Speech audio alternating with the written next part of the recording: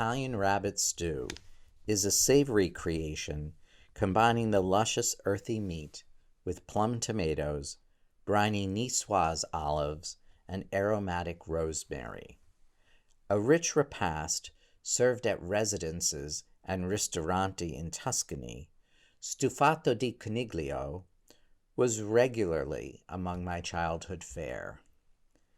Growing up in the colander of Italian parents and grandparents meant that escarole and eggplant had replaced the phosphate nucleotides of my DNA by age 5. My father hunted, my grandfather was a trained butcher, and my grandmother was an unsurpassed cook. To us, her homemade ravioli was just as life-sustaining and lovingly delivered as the insulin she administered to her nearly blind diabetic neighbor. Nonna loved me unconditionally. Yes, there were times when she was strict and gently nudged my green branches toward manners and etiquette, but she also soothed my brush burns, both emotional and those I bore from a bevy of bullies. Nonna was vigorous and hard-working. Installed on a high stool in her kitchen to watch her prepare a meal was to witness a marvelous performance.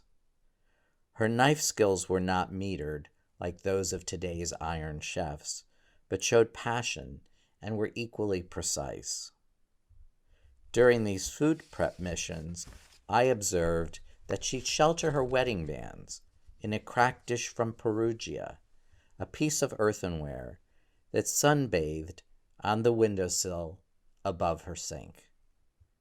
I didn't think it fair that Nonna's routine protected her rings while her skin was allowed to be nicked and ravaged. Wearing perfect posture and a spotless starched apron, Nonna asked me to move for a moment. She needed to transfer the rabbit meat, my father's morning quarry, and accoutrements to her favorite vessel, a Presto pressure cooker with its jiggle valve safety feature. I was intrigued by the massive pot with its screw-down lid, and simultaneously, based on my mother's warnings, I was fearful of the hissing contraption. Nonna planned to partner polenta and broccoli rabe with the stew. Back on my perch, I watched her set the cornmeal to boil and cut the vegetable. Nonna and I sang bits of songs, accompanied by the Presto's jiggle noise and the safety valve's hissing sound.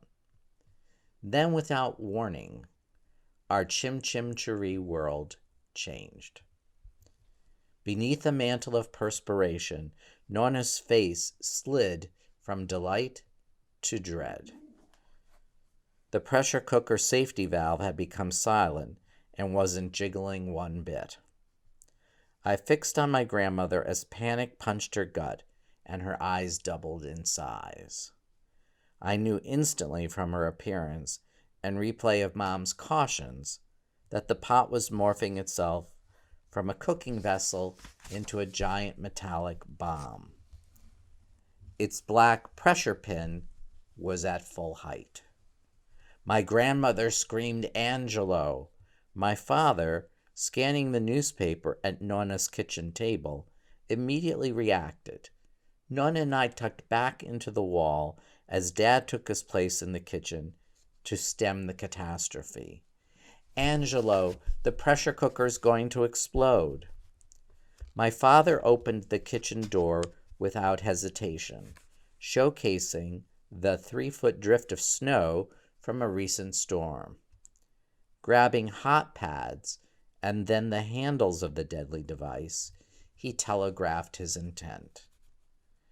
Dad was going to throw the iron beast into the snow. "No," shrieked Nonna, "not the stufato." Rethinking, Dad warily placed the pot in the snow, and we watched the pressure pin drop almost immediately. He successfully unscrewed the lid, which was only possible if the pressure was at a safe level. Eventually, we sat to eat. I smiled at Nonna and my grandfather, who had missed the drama and arrived in time to gorge. I dove into the meal, and everyone ate with gusto. My father, our hero, who had saved us from near demise and was a few wolfish forkfuls in, sported a badge of honor on his shirt pocket. 2 drops of the stew liquid were medallions to Dad's courage and his prowess that had bested the wild thing.